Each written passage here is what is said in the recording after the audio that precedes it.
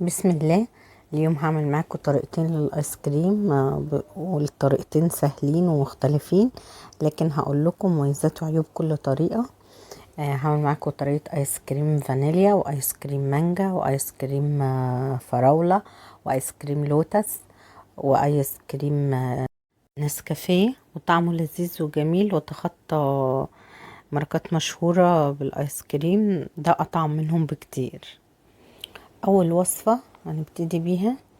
اول حاجة هجيب كوباية سكر بودرة مطحون جامد ومنخول، ولو انت عندك سكر عادي اطحنيه، بس لازم تنخليه وتاخدي منه ناعم جدا. وبعد كده هجيب كوباية كريم شانتيه خام بدون سكر، وهضيف ربع كوباية كريم لباني بودر،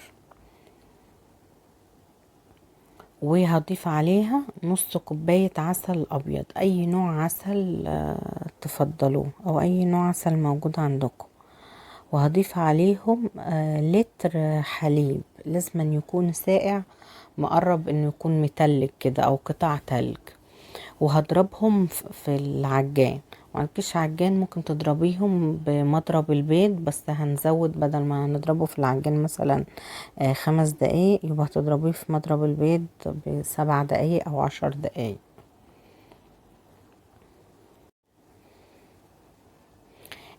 انا ضفت كوباية سكر بودرة. السكر البودرة مقداره للي هو بيحب الحاجة مسكرة.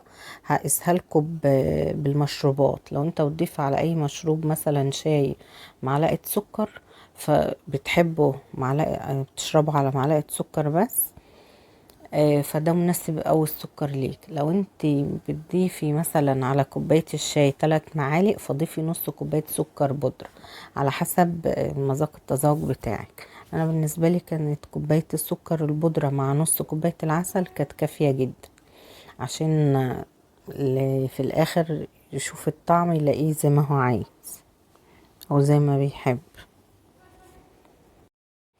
وده بعد ما ضربناه. شايفين القوام هنا لونه لامع خالص وفاتح ابيض، ونفس قوام المصانع بالظبط. يعني هو قوام المصانع بيبقى بنفس السماكة دي، لان هي الكوباية الايس كريم بيبقى عاملينها بقمع وردة تقريبا، او نجمة، فبيكون علامة النجمة والوردة مطبوعين. مش هيكون ابدا عمره كده الا اذا كان نفس القوام. لو خفينا القوام عن كده هيبقى ميه، مش هيدي الرسمه دي. فهو ده قوام المصانع بالظبط. انا هقسمه هنا واخلي اول جزء منه فانيليا، وهخلي النص الباقي نسكافيه. والطريقه التانية هكمل بيها بقيه الفواكه او الاطعمه التانية. هنا الايس كريم، الوصفة دي اديها 9 من 10، واقول لكم الوصفة التانية 9.5 من 10، واقول لكم الوصفة التانية ايه الحلو فيها وايه اللي مش حلو اللي معجبنيش فيه. انما الوصفة دي ممتازة. تاني حاجة بقى عشان اضيف عليها الايس كريم، تاني حاجة عشان اضيف الايس كريم اخليه بالنسكافيه. اجيب معلقة نسكافيه كبيرة، اي نوع تفضلوه، او اي نوع قهوة سريعة، وعليها معلقة سكر، ممكن نضيف كمان معلقتين سكر، وربع او ده نص فنجان قهوة مية ساقعة. وهضرب فيه يا اما في الخلاط او بهاند بلندر لغاية ما قوامه يبقى تقيل خالص، السكر يدوب فيه والنسكافيه يدوب، ويفضل كده قوامه سمكه تقيل. هجيب انا بقى النص اللي هو خليناه سادة، وهضيف عليه بقى اللي ضربته في النسكافيه، وهقلب فيه.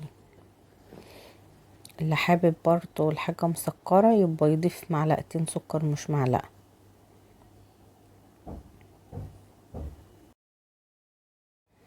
هفضي كل النسكافيه لانه هو من المكونات، وهقلب كويس جدا عشان ما يبقاش جزء فيه نسكافيه وجزء ما فيهوش.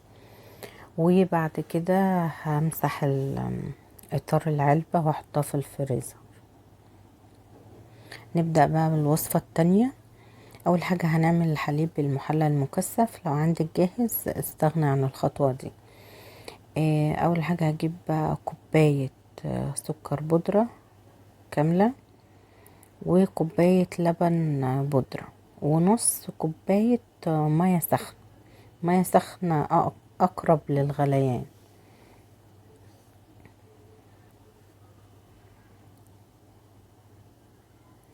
انا نخلة طبعا السكر البودرة وفضيت عليه اللبن البودر.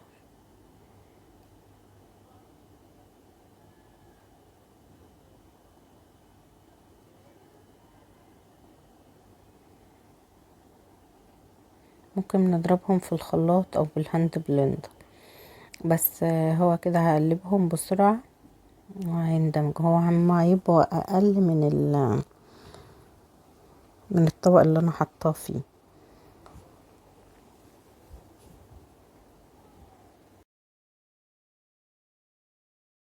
انا ضفت هنا المية السخنة بالتدريج وقلبته كويس خالص جدا. لازم نقلب فيه كويس جدا، يا اما نعمله بالخلاط زي ما قلت لكم، بس انا قلت هو مش مستاهل يعني. قلبته كويس جدا وده هيبقى قوامه اهو. نيجي بقى على طريقة عمل الايس كريم باللبن المكثف. ده لبن محلى مكثف.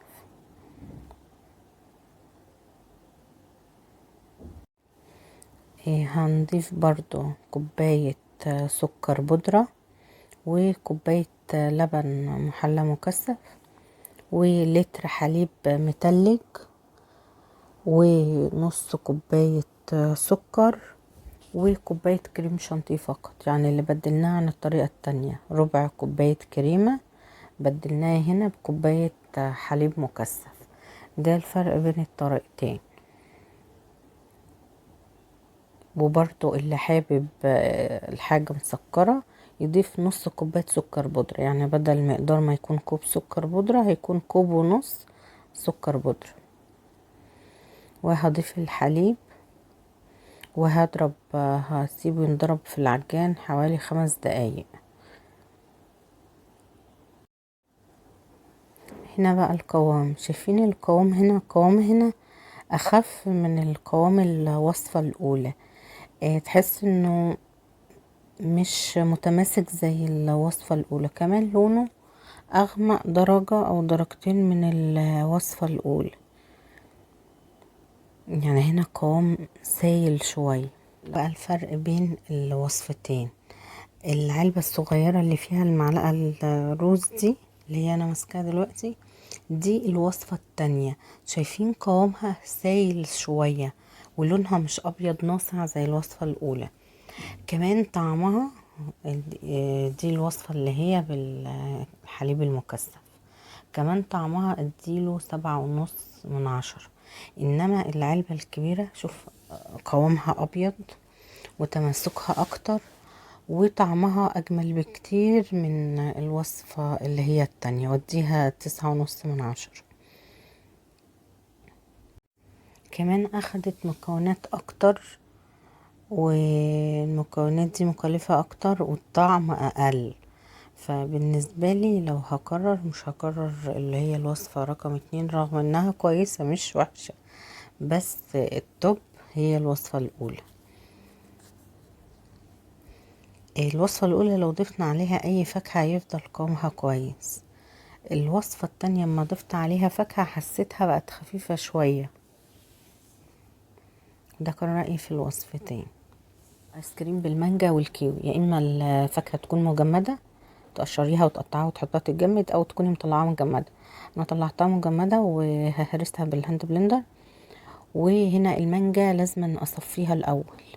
هو انا كنت عملتها قبل كده من غير ما اصفيها، كله قال ممتاز، بس انا لا، في اللي هي التركية بتاعت 10 من 10 دي.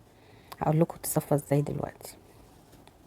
فاكهة والنوع التاني هغسل الأداة اللي انا بستخدمها. هجيب المانجا وافرمها كويس جدا خالص، سواء هتضربيها في خلاط او زي كده لازم تبقى ناعمة جدا. هجيب هنا بقى المصفى ضيقة جدا خالص وهعديها منها. هي هتغلبك شوية بس هوريكي في الاخر ليه.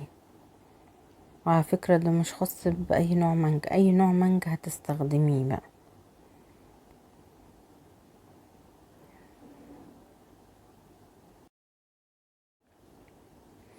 شوفي هي لغاية ما صفيت كده مفيش حاجة، بس بصي بقى الحاجات صغيرة خالص اللي هي يعني على طرف المعلقة. على فكرة دول مانجيتين كبار. هي دي اللي أنا عايزة أشيلها من المانجا.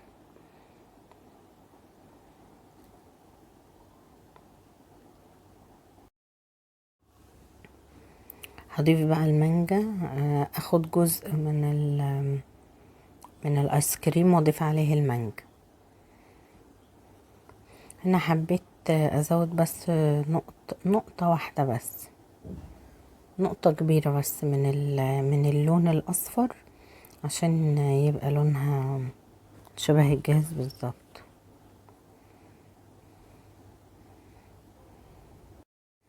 اللون ده لون طعام صحي فمنوش اي ضرر. همسح بس طروف العلبة وهقفلها وهحطها برضه في الفريزر. نيجي بقى هنا للكيوي. احنا طبعا هرسنا الكيوي وهاخد برضو جزء من الايس كريم وهقلبه فيه. على فكرة افضل طعم في الايس كريم انك تعمل الكيوي بنفس الطريقة دي.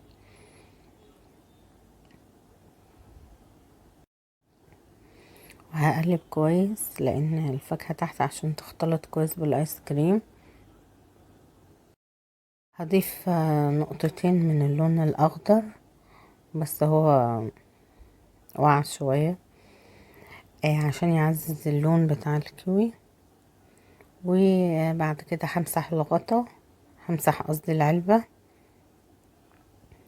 عشان الغطا ما يقفل عليها ما يلزقش فيه بس. وهبدأ بقى نعمل النوع الرابع اللي هو ايس كريم اللوتس. عشان نعمل ايس كريم اللوتس هاخد شوية من الايس كريم وهضيف عليهم معلقة كبيرة لوتس، وهجيب بسكوت لوتس هكسره عليه.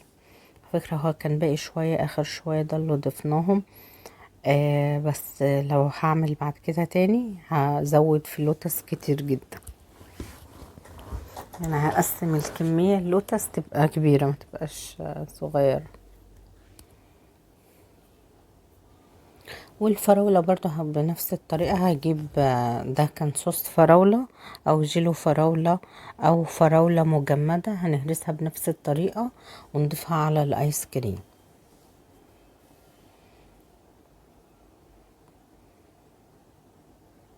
بس واحنا كده بقى عملنا ايس كريم فانيليا والمانجا وايس كريم بالكيوي وايس كريم بالفراولة وايس كريم بالنسكافيه وايس كريم باللوتس. الكمية دي الوصفتين عملوا الكمية اللي انتوا شايفينها دي. وهنا عملت القوالب دي ايس كريم وكله حطيته في الفريزر 24 ساعة. وتاني يوم طلعت القوالب دي وحطيت بقى في علب وحطيت للأطفال شوية صوص شوكولاتة عليه، او لو حابين تضيفوا اي صوص بس هو مش محتاج صوصات عليه، هو لوحده كفاية. طعمته وحلاوته هو لوحده كفاية. اتمنى تجربوها وقولولي ايه رأيكم فيها في الكومنتات. وان شاء الله مش هغيب عليكم لاني لقيت كتير بيكلموني بقى يا ريت تحطي فيديو، احنا عايزين وصفات من وصفاتك. في امان الله.